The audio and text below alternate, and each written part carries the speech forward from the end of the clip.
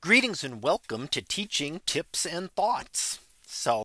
So this time we are going to talk about using OER in classes. So let's start off with, first of all, what are OER? So what are OER? Well, OER stands for Open Educational Resources. And generally, they're resources that are freely available to students and that can be adapted by the instructor to fit their specific needs within a class. So they are still covered by copyright, but are often released under what is called a Creative Commons license. And some of those licenses allow for reuse and adaptation without any additional permission needed from the developer of that resource. Now, why would we want to use OER as compared to publisher resources?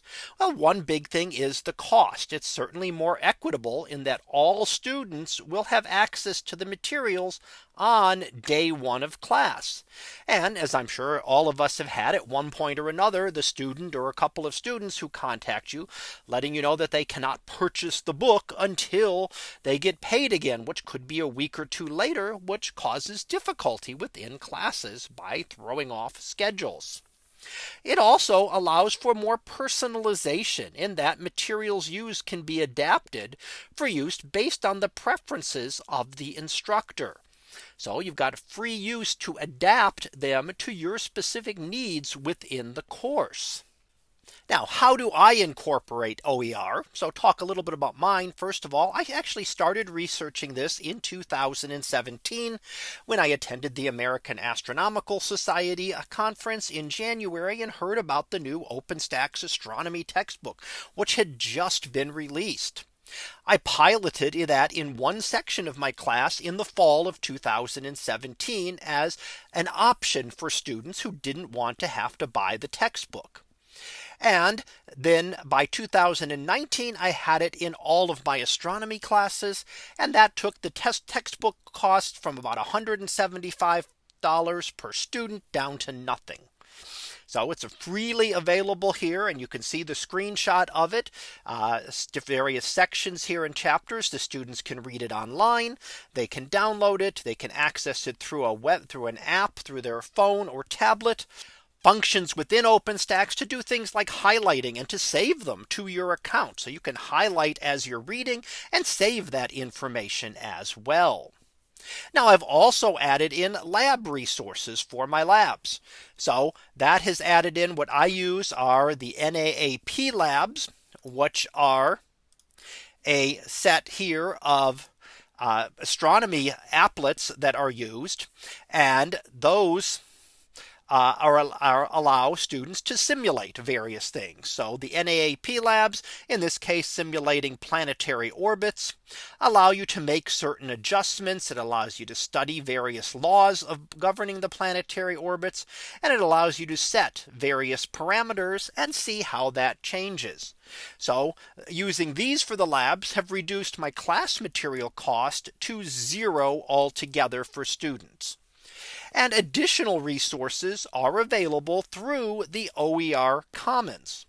So this is a site that I have not specifically linked to here, but it has various resources for not just for the OpenStax textbooks, but for other resources for various different subjects that people have developed and shared openly to allow you to use and then further adapt for your own uses. Now, as a quick timeline, just to show you, this really doesn't need to be, if you want to adapt OER into your classes, it doesn't need to be all at once. I started this looking at it in January of 2017. And as you see, I'm still working on it for my classes. I have not yet fully integrated everything into my classes. By fall, I did a pilot.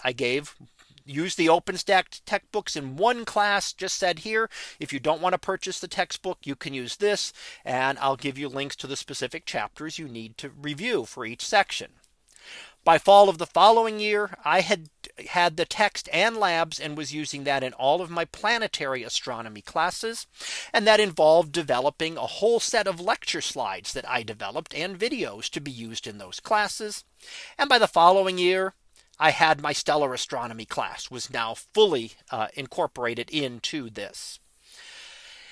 A couple of years later, I worked on a project to get the text and labs for my physical science classes. And that pretty much got me rid of all textbooks that I use. All my textbooks, I use OpenStax for them myself. And that's for all of my classes, have no textbook or lab costs. However, I didn't stop there.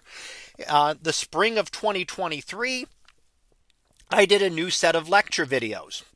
To keep everything fresh, I completely redid all of my lecture videos and updated everything for current discoveries because things had changed since I started recording those in 2017 and 2018 since I started working on them. So there'd been many changes and I was able to update and incorporate those changes. For the fall of 2023, I had worked on developing multiple choice questions for my lab assignments. So instead of just a lab worksheet, I now present it as a quiz for them, which gives them some multiple choice questions to answer based on using the various simulators. And currently, I'm still working on another project for the fall of 2024, which is working on a multiple choice test bank for my physical science classes. So that is a little bit about what I have done and how you can variously incorporate things. So you don't have to do everything all at once. You can work, if you want to work OER in, you can work it as a little bit of pieces of textbooks, either as an additional resource for students to be able to access. So you don't have to develop everything all at once. And there are a lot of resources out there, far more than were available when I started back in 2017. So that concludes this discussion of using OER in classes. We'll be back again next time for another teaching tips and thoughts. So until then, have a great day, everyone, and I will see you next time.